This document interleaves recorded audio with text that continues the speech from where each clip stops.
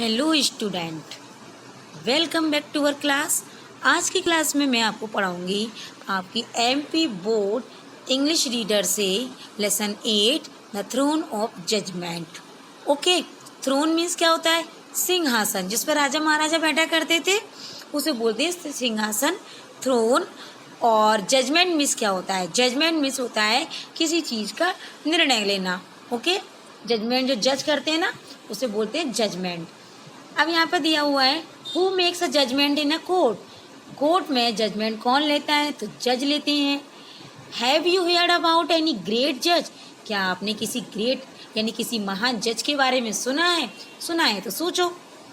अब आगे दी हुई है, देखो पिक्चर दी हुई है। पिक्चर में क्या दिख रहा है? दो यंग बॉय दिख रहे हैं और एक यंग बॉय बैठा हुआ है एक माउंट यानी टीले पर बैठा हुआ है।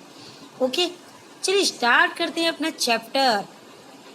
Vikramaditya was the famous king of Ujjain. Vikramaditya राजा थे, वो उज्जैन के फेमस राजा थे, प्रसिद्ध थे बहुत। He is regarded as one of the greatest जजेस ऑफ हिज टाइम। वह अपने समय के सबसे बेस्ट यानी ग्रेटेस्ट माने सबसे अच्छे जज माने जाते थे। जज का मीन्स वहाँ पर कैसे जज माने जाते थे कि यानी कि no evildoer could ever escape punishment at his hand. यानी कि कोई भी बुरा करने वाला व्यक्ति, एवल डोर यानी दुष्ट व्यक्ति जो गलत काम करता है, कोई भी गलत काम करने वाला व्यक्ति उनके हाथों की पनिशमेंट से बच नहीं पाता था, है ना, वो सजा देते ही थे उसको। He could decide even the most difficult cases wisely. और यही नहीं, इसके अलावा वो डिफिकल्ट, कठिन से कठिन जो भी केस आते थे स्कूल में, वो सॉरी स्कूल बोल रहे, जो भी उनके वहाँ पर उनके राज्य में, उनके महल में जो भी केस आते थे उनको बड़ी बुद्धिमानी से वो सॉल्व कर देते, मतलब हल निकाल देते थे हर चीज़ का।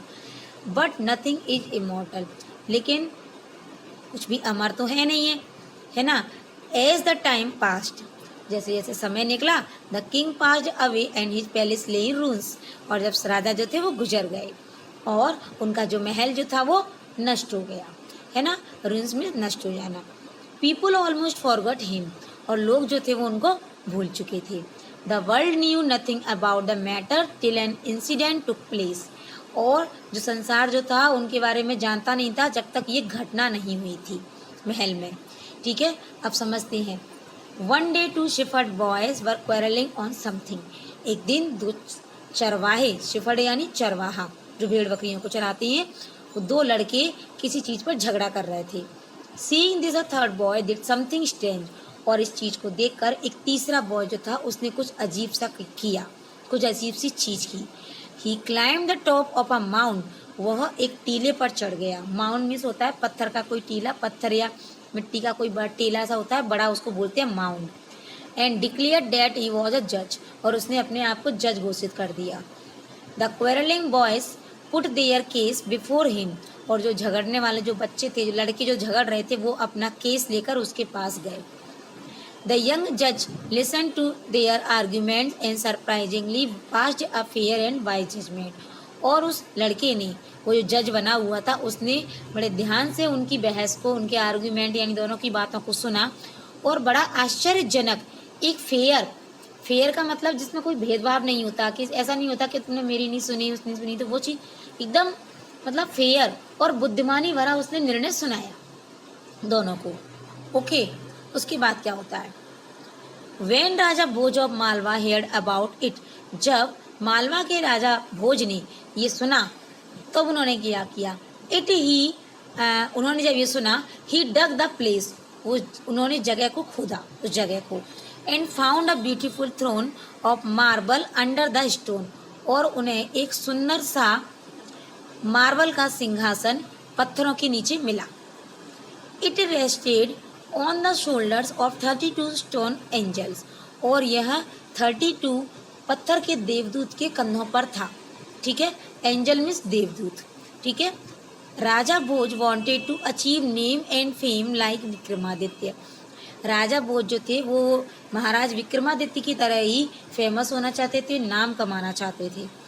सो he fasted and prayed for 3 days and on the 4th day tried to sit on it. इसलिए राजा भोज ने, उन्होंने क्या किया? उन्होंने 3 दिन तक व्रत रखा, प्रेयर की और चौथे दिन उन्होंने इस सिंहासन पर बैठने की कोशिश की। But one of the angels said to him, लेकिन वो जो 32 एंजल जो थे उनमें से एक एंजल ने उनसे कहा, are you worthy of sitting on it, क्या आप इस पर बैठने के लायक हैं? Did you never desire to conquer other kingdoms and rule over them, क्या आपकी कभी ये इच्छा नहीं हुई कि आप दूसरे राज्यों को हड़पो, ठीक है, और उन पर शासन करो। कॉन्क्योर मतलब हड़प लेना, और उन पर शासन करो। द किंग सेड, तो राजा ने कहा, I have desired so and I am not worthy of sitting on the throne, मैं ऐसी इच्छा रखता हूँ, इसलिए मैं इस सिंहासन पर बैठने के लायक नहीं हूँ। वर्दी मीन्स लायक, ठीक है, able. The angel flew away after he advised the king to fast and pray for another 3 days। और जो वो एंजल जो था, वो देवदूत जो था, वो उड़ गया।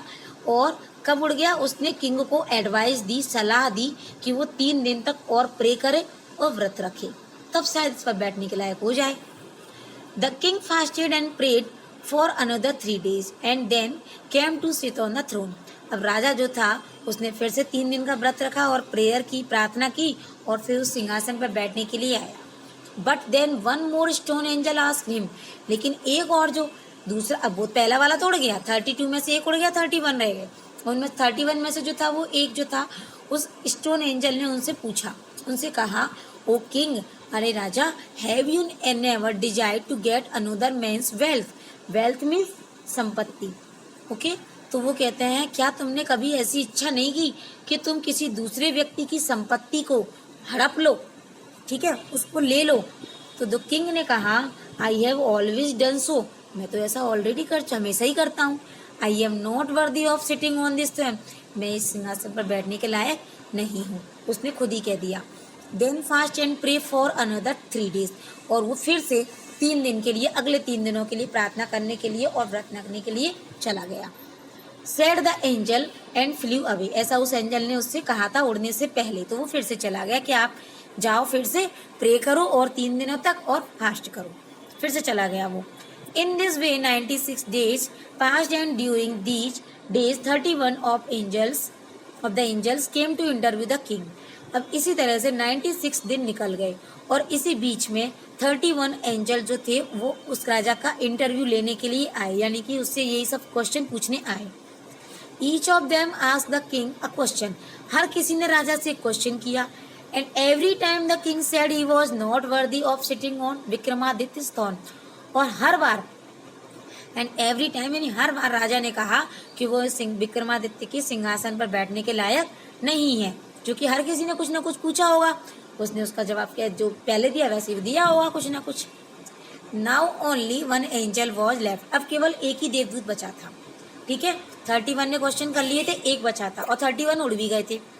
The king thought this angel would let him sit on the throne, king ने सोचा ये वाला एंजल तो मुझे बैठने की परमिशन दे ही देगा।